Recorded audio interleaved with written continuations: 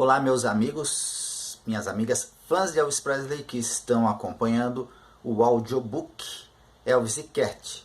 Hoje vamos iniciar o 4º capítulo.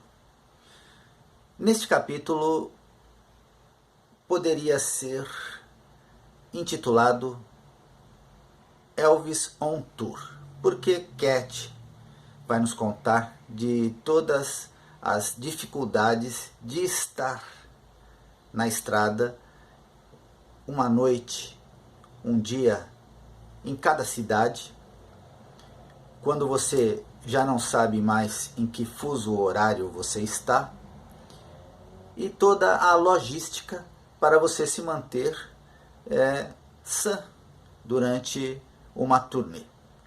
Também o coronel Tom Parker, que sempre é tão desprezado pelos fãs de Elvis, que é tirado sempre como alguém que só queria roubar Elvis. Cat joga a luz no trabalho de Tom Parker e vemos o quanto ele se dedicava à turnê, à imagem de Elvis. Então hoje Cat nos apresenta esse lado então da fama, os bastidores, e o quanto é estressante, esgotante estar na estrada, estar em turnê. E Elvis fazia muitas turnês ao longo de um ano. Talvez por isso ele se deteriorou fisicamente em pouco tempo tanto. Elvis e Cat, capítulo 4. Minha vela queima nas duas pontas. Não vai durar a noite toda, mas, meus amigos, meus amigos, dá uma luz adorável. Malé. Por mais que eu adorasse voar, pular de cidade em cidade e acordar em um lugar novo todos os dias, estar em turnê esgota a minha energia. Causa problemas de saúde e até crises de depressão. Às vezes eu sentia como se não pertencesse a lugar nenhum, e o único mundo que eu conhecia era um turbilhão de eventos desconectados, e esse mundo era habitado apenas por aquelas pessoas que trabalhavam no show. Em uma longa turnê, estivemos em 21 cidades diferentes em 21 dias. Passaríamos de fuso horário em fuso horário, perdendo a noção dos dias e também dos lugares. Pode ser 9 horas na cidade de onde você partiu e ainda 9 horas quando você chega na próxima cidade, mesmo depois de voar por 3 horas. Estar em turnê tem uma infinidade de problemas nos quais a gente não pensa, até perceber que durante esse período você está, na verdade, sem teto, sem raízes, onde até a hora do dia aparece de cabeça para baixo. Eu disse que viajar com o show de Elvis Presley foi uma operação de primeira classe, ao contrário de muitas outras turnês que participei. Penso que o crédito por isto vai para Elvis, que queria as melhores acomodações para ele e para os seus cantores e músicos. A maioria das pessoas no show eram os melhores em suas áreas e exigiam as melhores condições de trabalho enquanto estavam na estrada. No entanto, à medida que uma turnê progride, pequenas irritações se acumulam e são ampliadas. Não havia folga. No 7º dia, quando deveríamos descansar, fizemos 2 shows. Não comíamos direito, não dormíamos o suficiente e simplesmente aprendemos a viver assim, mas não era saudável. O coronel Parker e sua equipe, partindo como sempre um dia antes de nós, checando todos os detalhes, inclusive o anfiteatro, o hotel onde ficaríamos, os ônibus que nos buscavam no aeroporto, cada pequeno detalhe. E quando fazia isso, era sempre sua segunda viagem àquela cidade, pois antes mesmo de começar a turnê, e depois de tudo traçado, o coronel pegava aviões e ia em todas as paradas do roteiro, reservando espaço em hotéis e providenciando refeições se fosse necessário. E muitas vezes era. Por exemplo, Se estivéssemos indo para um campus universitário, esses lugares às vezes estão localizados em cidades pequenas que não poderiam acomodar um fluxo repentino de 100 pessoas que viajaram em turnê. Lembre-se que havia os cantores, os membros da banda, os iluminadores, os montadores de palco, os engenheiros de som, o pessoal do guarda-roupa, o cabeleireiro, todos necessários para colocar de pé um espetáculo de qualidade. Se tocássemos em uma cidade pequena, isso significava reservas duplas, um quarto de hotel na cidade mais próxima do campus e outro local para se trocar na cidade do campus pouco antes do início do show. Em algumas cidades menores, os restaurantes não ficavam abertos até tarde o suficiente para comermos, então o coronel ou alguém da equipe tentava fazer reservas para nós em um restaurante, mesmo que tivesse que convencer o proprietário a abrir especialmente para o elenco do show. Aqui mesmo pode ser um bom lugar para confessar minha fraqueza por cachorros quentes. Todo mundo zombava de mim por causa disso. Mas cachorro quente é algo que adoro. Experimentei em todas as cidades e, embora o cachorro quente de Chicago seja famoso, meu voto vai para os cachorros quentes de Minneapolis e Milwaukee. Eu classificaria Chicago em terceiro lugar. Denver está quase empatado com Chicago. Uma coisa engraçada aconteceu durante uma das minhas farras de cachorro-quente. Foi em Denver e havia uma longa fila à espera de cachorros quentes, quando um imitador de Elvis passou e todo mundo foi atrás dele e de repente eu era a única na fila. Acho que foi porque eu sabia que o verdadeiro Elvis ainda nem estava no local do espetáculo.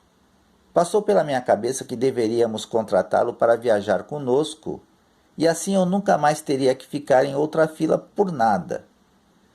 Meu ânimo melhorou em relação a voltar à estrada, quando vi como o coronel e Elvis lidavam com o transporte e acomodação de 80 a 100 pessoas de uma cidade para outra.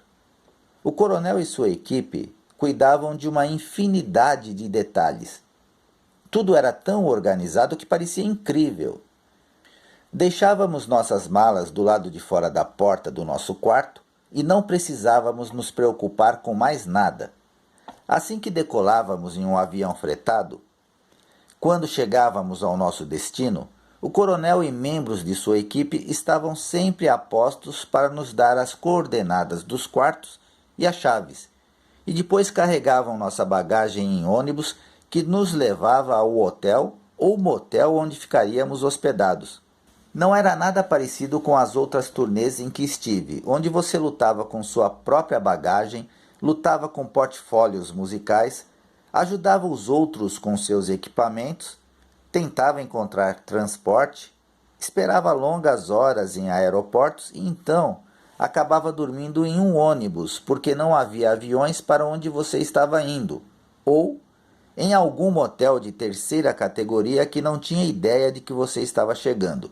Vou dizer, por mais que odiasse estar na estrada, quando se viajava com Elvis, tudo era quase sempre de primeira classe. Ele simplesmente não aceitaria de outra maneira.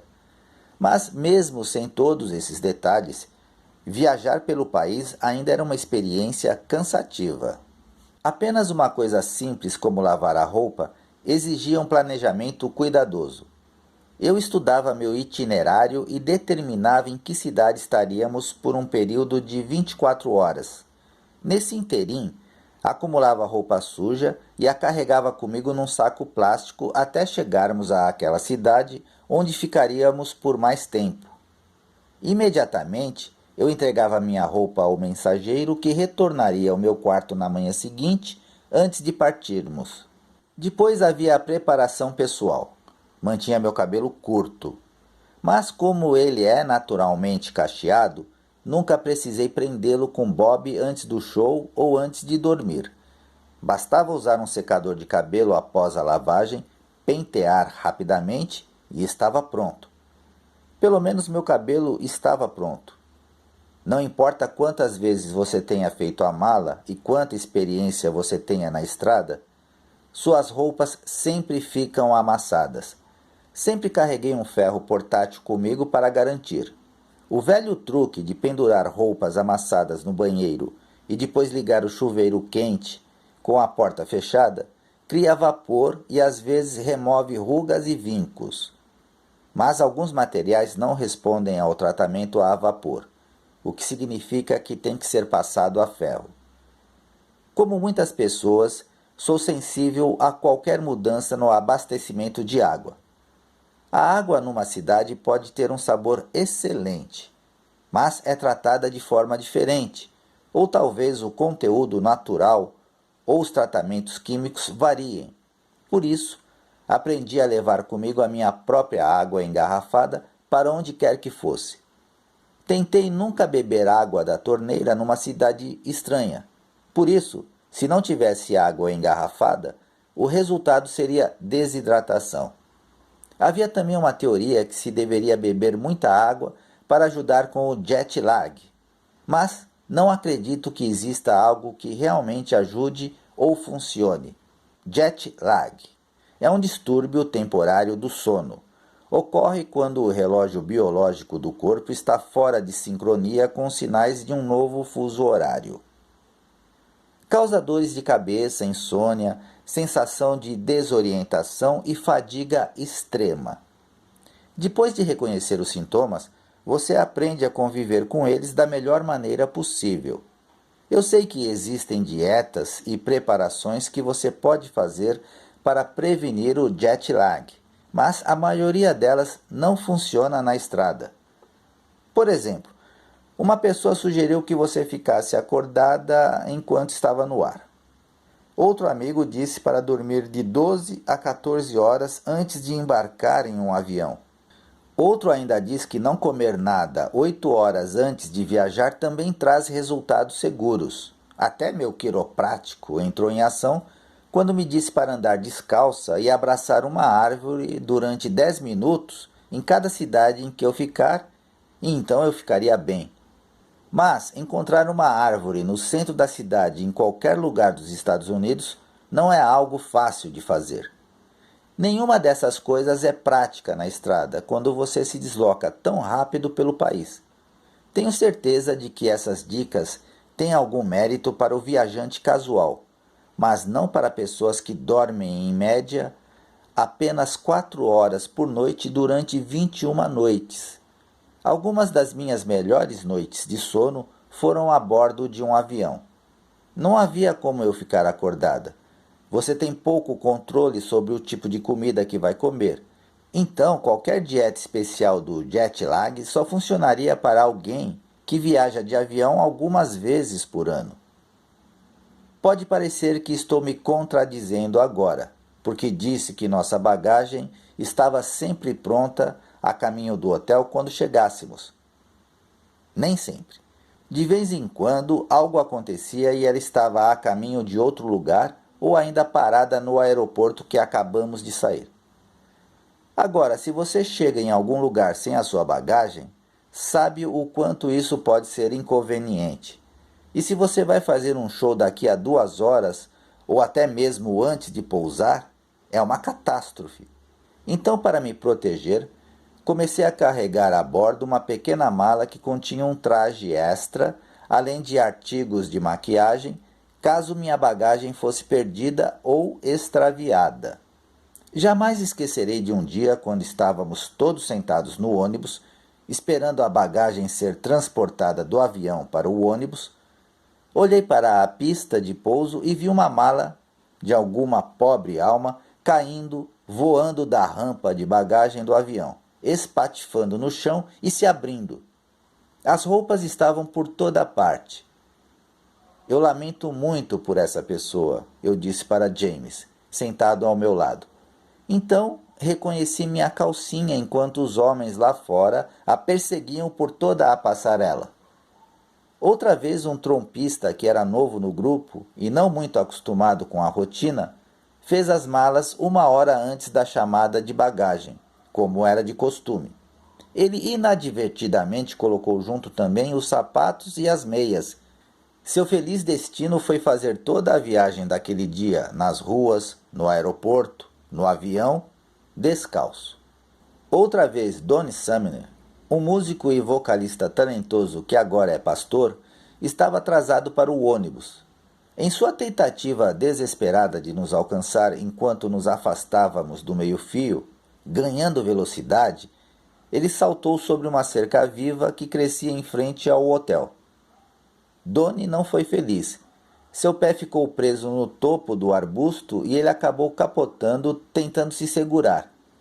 A essa altura, já havíamos parado o ônibus e a maioria de nós ria histericamente até descobrimos que Donnie havia quebrado o dedão.